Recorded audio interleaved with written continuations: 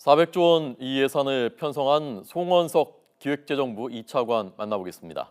안녕하십니까? 안녕하십니까? 저희 같은 사람은 400만 원만 예산 짜라고 해도 머리가 아플 것 같은데 400조 원 예산 짜시려면 어떤 신경을 하시나요? 한 달 살림살이에 해당되는 400만 원이나 1년 나라 살림 400조나 수입 범위 내에서 지출을 잘 짜야 된다는 건 똑같은 상황일 거라고 생각합니다. 자기 개인의 살림살이 타듯이 국가 살림을 그렇게 하고 있습니다. 예. 그래서 지금 우리 국가 살림이 한편으로는 경기를 끌어올려야 되는 거고 또 한편으로는 국가 빚이 워낙 많아지니까 또 빚을 줄여야 되는 거고 그런 딜레마 속에 있는데 이번 예산 어느 쪽에 방점이 더 찍혀 있는 겁니까? 재정 당국은 항상 그 두 마리 토끼를 잡기 위한 그 딜레마에 빠져 있습니다. 기본적으로 경기를 뒷받침해줘야 되는 경제 활력을 뒷받침해줘야 되는 그런 부분이 재정의 역할이 있는 거고요. 또한 재정 자체의 건전성을 유지해가지고 지속 가능성을 높여야 되는 그런 두 가지가 다 있습니다. 네. 그런데 지금까지는 경기가 좀 어려운 상황이었기 때문에 재정을 좀 확장적으로 운용을 해서 경기를 좀 떠받쳐주는 그런 쪽에 방점이 좀 찍혀 있습니다. 네. 내년도에도 마찬가지로 그 중장기적으로 봤을 때 재정 건전성을 훼손하지 않는 범위 내에서 최대한 확장적인 기조를 이어가도록 그렇게 3.7%가 늘어난 400조 7천억 최초로 400조를 넘었습니다. 예. 그런 내년도 총지출을 편성했다 이렇게 말씀드릴 수 있습니다. 네. 그러니까 내년엔 3.7% 늘어나는 거고 작년에서 올해는 몇 퍼센트 늘어났었던 거죠? 2016년도 예산은 원래 정부 예산 안에서는 3.0% 증가율로 국회에 제출했는데요. 최종적으로 국회 의결되기는 2.9% 증가로 의결이 된 바 있습니다. 네. 그러니까 그때보다는 조금 증가폭이 조금 늘어난 거군요. 그렇습니다. 올해는. 네. 내년에는요. 그런데 전체적으로 국가 채무 비율은 줄어든다고 하는데 그것이 세금이 더 많이 거칠 것으로 예상하시는 거라고 하던데요. 세금이 더 많이 거치는 겁니까 내년에도? 네, 그렇습니다.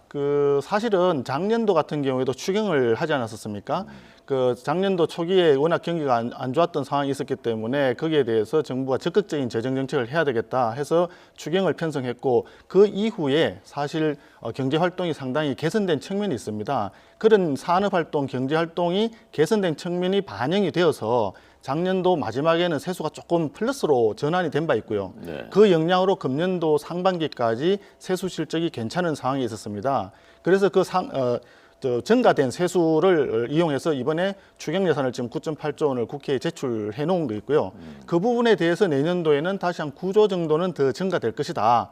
이 부분이 지금 사실 이제 IMF나 이런 데서도 내년도에 전체적인 성장률이 금년보다는 조금 더 좋아질 거라고 전망을 하고 있습니다. 네. 그런 부분을 포함을 해서 그동안의 세입 기반 확충 노력도 있고 해서 내년도에는 금년보다 조금 증가된 세입이 올 것이다. 그래서 그 전제하에 예산을 편성을 한 것입니다. 경제 성장률은 떨어지는 추세고 원래 예측했었던 것보다도 덜 성장했는데 세금이 더 많이 거치는 건 왜 그런 겁니까? 성장률이 덜 들은 게 아니고요. 내년도는 금년도에 예상했던 성장률보다 내년도에는 성장률은 조금 더 나오는 것이 사실입니다. IMF에서도 똑같은 전망을 했었습니다. 전체 성장률이 세계 경제 전망 자체가 금년도에는 3.1%로 전망을 했는데 내년도에는 3.4%로 전망을 했습니다. 특히 이제 교육 규모가 우리나라한테는 더 중요한데요. 교육 규모가 금년도에는 한 2.97%밖에 성장 전망이 없었는데 내년도에는 3.9% 정도로 1.2%포인트가 늘어납니다. 그렇기 때문에 수출입에 따라서 우리 경제 성장률은 영향을 많이 받는데 내년도에는 금년도보다 조금 전망이 괜찮다.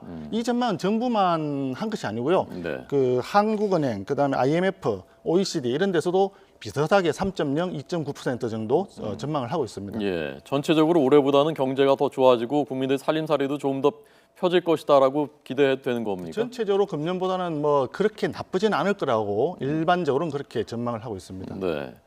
그래서 400조 원 중에 구체적으로 어디에 쓰이는지가 중요할 텐데 제일 많은 부분을 차지하는 것이 복지 예산이더군요. 네, 그렇습니다. 130조 원 정도라고요? 네네. 어떻게 쓰여지는 겁니까?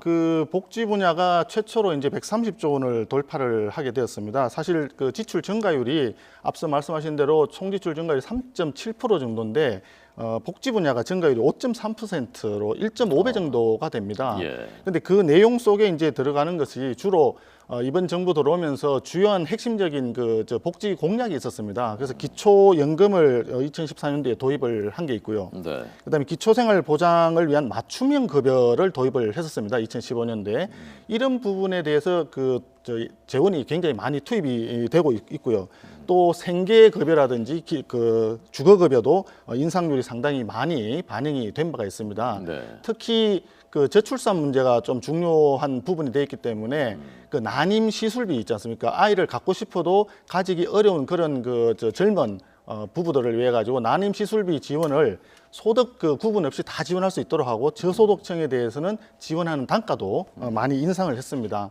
또 육아 측면에서도 직장 어린이집 지원 부분이 있는데 중소기업 직장 어린이집에 대해서는 현재 지원하고 있는 그 지원 단가를 상당히 많이 인상을 했었습니다. 그래서 그런 부분들이 다 포함이 돼가지고 복지 분야가 역대 가장 높은 총 지출 중에서 32.4%를 차지하는 그런 수준이 되었습니다. 예, 그러니까 400조 원 중에 32%가 복지 예산이군요. 네네. 네. 금액으로 이제 130조 원을 돌파했고요. 네, 130조 원. 이 복지 예산 다음으로 많은 비중을 차지하는 것이 일자리 예산이라고 하고 특히 청년 일자리 쪽에 이번에 많이 그 역점을 두셨다는데 어떤 것들이 준비되어 있습니까? 네, 청년 일자리 분야가 전체적으로 10% 이상 그 증가를 했습니다. 그 중에서도 청년 일자리는 한 15% 정도 인상률을 보이고 있는데 특히 이제 요즘 젊은 그 층들은 뭐 포켓몬고 열풍에서 보듯이 그런 뭐 가상현실이라든지 사물 인터넷, 게임 이런 분야를 굉장히 선호합니다. 그래서 이런 분야에 대한 일자리 창출 예산을 많이 반영을 했고요. 특이한 거는 지금 취성패라 해가지고 취업 성공 패키지라는 게 있습니다. 그게 상담, 그다음에 훈련, 취업 알선까지 이렇게 패키지로 해가지고 지원을 해주는 제도가 있는데 이 부분에 대해서 대상자를 많이 확대를 했습니다. 그런데 요즘 청년층은 취업뿐만이 아니고 창업에도 굉장히 관심이 많습니다. 그래서 취성패와 유사한 창업 성공 패키지라고 하는 제도를 새로 도입을 했습니다. 그래서 창업 교육을 시켜주고 시제품을 제작을 해주고 그다음에 창업할 때 자금도 지원해주는 그래서 1년의 과정을 토탈로 지원해주는 그런 창업 성공 패키지 또 한 번 이런 경우도 있지 않습니까? 젊은이들이 사업을 하다가 또 실패했을 경우에 다시 재기 기회가 잘 없는 경우가 있습니다. 그래서 그런 재기할 수 있도록 재창업 성공 패키지도 같은 차원에서 도입을 할 수 있도록 그렇게 했고요.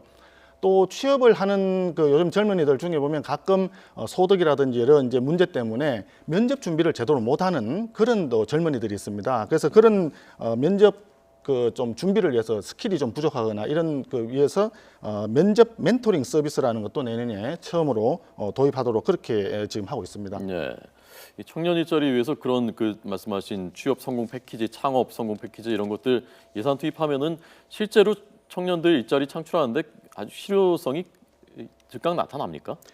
정부가 하는 것은 사실은 일자리 창출 분야에서 가지고는 어떤 보완적인 그 부분이라고 얘기할 수 있습니다. 기본적으로 일자리는 민간에서 새로운 투자를 한다든지 그 투자를 확대해가지고 일자리가 많이 늘어나야 그래야 안정된 직장을 가질 수 있고 그 안정된 직장에 따라 가지고 젊은이들이 미래를 준비할 수 있도록 그렇게 가야 되는 게 원칙적인 거고요. 네네. 그게 이제 제대로 안 되는 부분이 있기 때문에 그러한 사각지대를 위해서 정부가 일정 부분 지원을 해서 그런 요런 앞서 말씀드린 그런 그 교육 훈련이라든지 그다음에 정부가 직접 지원하는 재정 지원 일자리라든지 그런 부분들이 보완적으로 일자리 창출에 기여를 하도록 그런 구조로 되어 있습니다. 그래서 정부에서는 이런 재정 지원도 물론 하지만 민간 분야에서 이제 투자라든지 소비라든지 이런 부분이 많이 살아나가지고 제대로 된 직장이 많이 발생할 수 있도록 그래서 전체적으로 사회가 안정적으로 갈 수 있도록 그렇게 되기를 희망하고 있습니다. 예, 내년엔 좀 살림도 말씀하신 대로 좀 펴지고 일자리도 좀 많이 늘어나고 그랬으면 좋겠습니다. 네네. 누리과정 만 3세에서 5세 무상보육 이 과정 이 예산을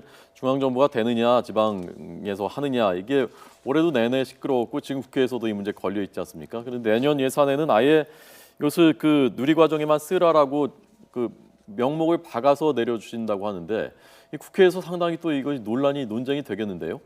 네, 그렇습니다. 이게 이제 해마다 이제 몇 년간 계속 반복되던 문제였는데 정부에서는 지금 현재 법적으로나 제도적으로 지방교육청에서 교육감님들이 누리과정 예산을 교육교범을 활용해서 편성을 해야 된다라고 하는 생각을 가지고 있고요. 재원도 충분하다 해서 감사원 감사에서 그렇게 나오기도 했습니다. 네네. 그리고 또한 이번에 그 추경에 지금 반영돼 있는 게 지방교육재정 교부금이 1조 9천억이 재원이 더 추가로 내려갑니다. 그렇기 때문에 재원 문제 때문에 누리과정 예산을 편성 못한다는 것은 사실은 저 정부 입장에서 생각할 때는 조금 적절치 않은 입장이다 이렇게 보는데, 그럼에도 불구하고 이걸 항구적으로 해결하기 위해서는 법적 조치를 통해 가지고 이걸 해결해야 된다. 그래서 이번에 그 지방교육 정책 지원 특별회계라고 해가지고 교육세 부분만 따로 떼서 이것을 세입으로 하고, 그 다음에 누리과정이라든지 방과후 학교, 초등 돌봄 이런 정책 사업들을 세출로 해가지고 특별회계를 신설하는 것으로 해서